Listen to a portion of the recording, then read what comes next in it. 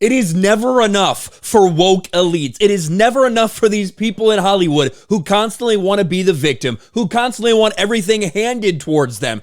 Even when Hollywood makes up rules for these award shows that say, hey, in order for your film to be nominated, it has to have diversity, it has to have representation, it has to have this, and this. It's still not enough. And once again, you've got people saying they were snubbed at the Oscars, and it must have everything to do with racism and misogyny.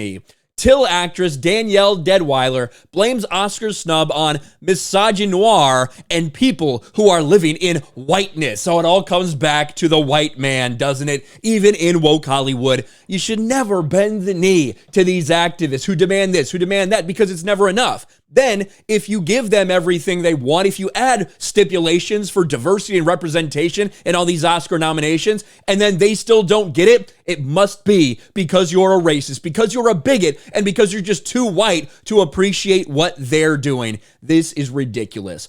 Actress Danielle Deadwyler missed out on an Oscar nomination this year for her performance in Till, despite Hollywood pundits predicting she was a lock. Now the actress is blaming the snub on a combination of racism and sexism, or misogynoir, in the woke term meaning prejudice against black women. Her accusations come as fellow Hollywood star Angela Bassett, who's also black and a woman, is nominated for her performance in Black Panther and is widely favored to take home an Oscar. This is not the first person this year. We've also seen Viola Davis call out the Oscars as racist, despite the fact that she has won. She's one of the most awarded actresses in Hollywood right now. She's won a Grammy, she's won a Tony, she's won Academy Awards, or an Emmy, and she's won an Oscar. She's won everything before, including an Oscar. Yet she says because she wasn't nominated for The Woman King, which did lose money, which was a woke flop, by the way, it must be because Hollywood is racist. This is a joke.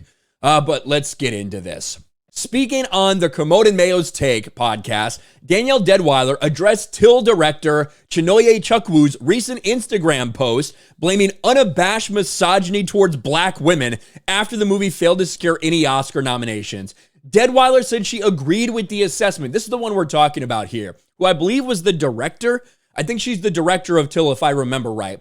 We live in a world and work in industries that are so aggressively committed to upholding whiteness and perpetuating the unabashed misogyny towards black women. And yet, I'm forever in gratitude. Yeah, after I play the victim and bitch and moan and complain, I'm so grateful. Yeah, okay, you don't seem bitter at all. Maybe it's because people didn't want to nominate your movie.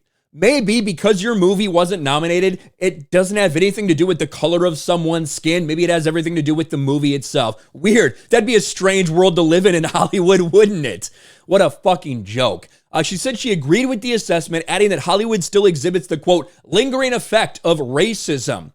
We're talking about people who perhaps chose not to see the film she said about Till. We're talking about misogynoir. It comes in all ways. Whether it's direct or indirect, it impacts who we are. The question is more intent on people who are living in whiteness, white people's assessment of what this space is that they are privileged by are doing.